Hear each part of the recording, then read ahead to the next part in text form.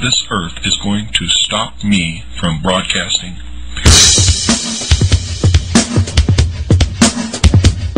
I will begin making tapes, and I will make them in the hundreds and distribute them all over this country. And the people who receive those tapes will make tens and hundreds of copies and distribute them also, and we will have an underground radio.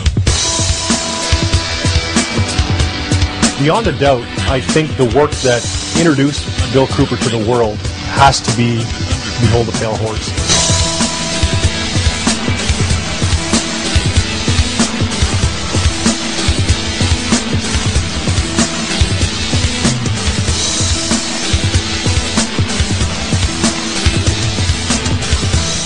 And Bill told him point blank, do not come up here, you're not welcome, I'm not talking to you, and you go back and tell your bosses that there's not going to be another Waco Ruby Ridge in this country. Marty, Scott, this all happened in a little town called Eager, Arizona, which is just on the eastern side of the state of Arizona. It's almost on the border of New Mexico. This is what we know so far. Sheriff's deputies, we understand, were trying to serve some type of arrest warrant on a man by the name of William Cooper. He's also known as Bill Cooper. Do you understand what I'm talking about? What is our common bond truly? Freedom! In this case, Bill Cooper was shot to death. We do have a crew en route to Eager, Arizona, and we'll have a lot more coming up on tonight's news. Most people are no better than animals who do not have intelligence because they don't use their intelligence. And to these men who control things behind the scenes, you are stakes on the table by choice and consent, and will always be ruled and manipulated and enslaved by people who do use their brains. Bill hated right-wing, hated left-wing. He hated these labels. He was an American. He believed in the U.S. Constitution. And if you were right-wing, you had an agenda. If you're left-wing, you had an agenda. Bill had no agenda. Bill believed in the Constitution.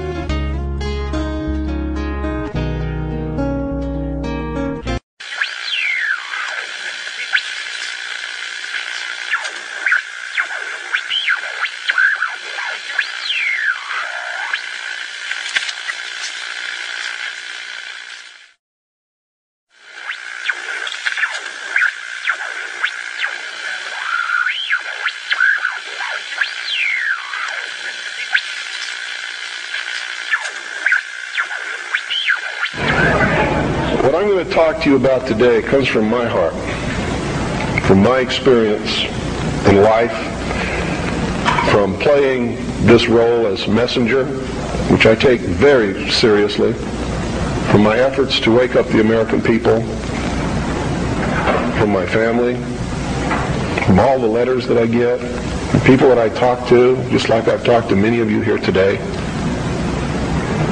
I've learned some things. And I think these things need to be passed on to you. And I think you need to start examining yourself, your agenda, your mission. Who are you? What are you about? What do you believe about America? Is it true? Are you helping to divide us more? Or are you helping to bring us together? Do you really understand what this country is all about?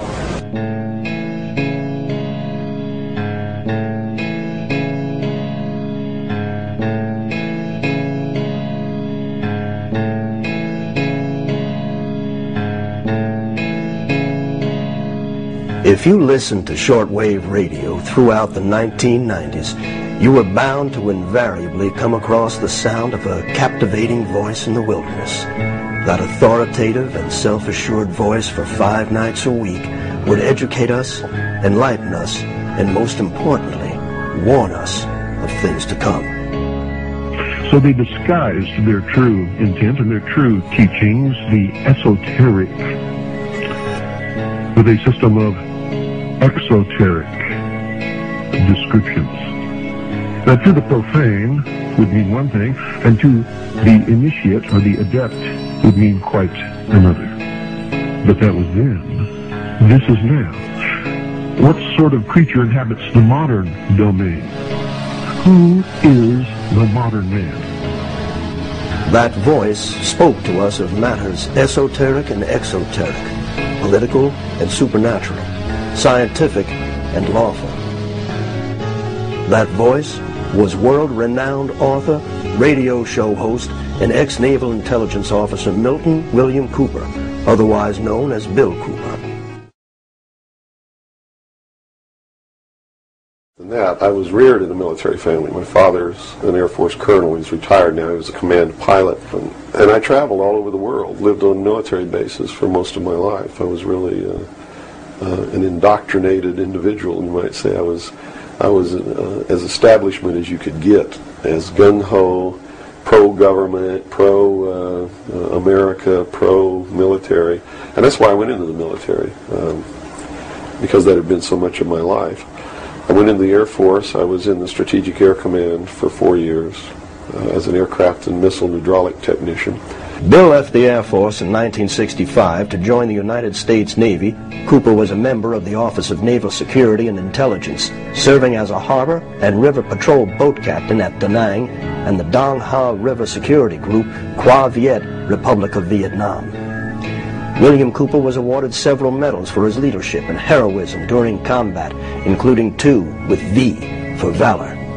He served on the intelligence briefing team for the Commander-in-Chief of the Pacific Fleet. It was during this time Bill would witness something that would forever change his life. While we were on a transit from the Portland-Seattle area, on the surface I actually saw, I was the port lookout, and I saw the most incredible thing that I think I've ever seen in my life. And it had such a profound effect upon my view of the universe and the world that we live in, that I wish everybody could experience this. I saw come up out of the ocean, from beneath the surface of the sea, a huge disc-shaped craft about the size of a Midway-class aircraft carrier, which is tremendous in size. Came up out of the ocean and rose into the air and tumbled on its axis and went up into the clouds, and I was awestruck, dumbstruck. And I mean dumbstruck literally. I could not utter a sound. My first impulse was to tell the officer of the deck that I'd seen a flying saucer, and then luckily for me I couldn't talk. So I told the officer of the deck that I'd seen something about 15 degrees off the port bow at a relative distance of about 2.5 nautical miles. And he began to look in that area. And the starboard lookout had heard me tell him this, and he began to look over there. And it did something that, as far as I knew, was absolutely impossible. I'd been in the Air Force. I'd worked on the state-of-the-art of our aviation capabilities. And here I was on the deck of a submarine in the conning tower, and I knew what we had to be able to have to go underwater, and I knew that the two were incompatible. Here's something that came from under the water and flew in the air and performed maneuvers, and then came back down and interfaced with the water at tremendous speed and remained intact, which realistically it never touched the water. The water sort of magically opened up in front of it, but something had to interface with that water. Anything that we had that interfaced with the water in that manner would have been disintegrated. It's like hitting a brick wall. So I was looking at a technology that, as far as our laws of physics and what we knew at that time, didn't exist. This was in 1966. But when we reached Pearl Harbor, we were not allowed to go ashore to go on liberty, even though we didn't have the duty. And about 2 hours after we berthed at the submarine base, a commander from the Office of Naval Intelligence came on board and debriefed each one of us individually in the captain's stateroom. And the ultimate outcome of the debriefing was that we didn't see anything, we didn't hear anything, and we had to read rules and regulations that told us that if we ever talked about what it was that we didn't see, that we could be imprisoned, we could be fined $10,000, we could lose all pay and allowances due or ever to become due. And I learned at that moment that the United States Navy didn't want anybody to know about what we saw, and that severe consequences could come down around the neck of anybody who did. This one event had started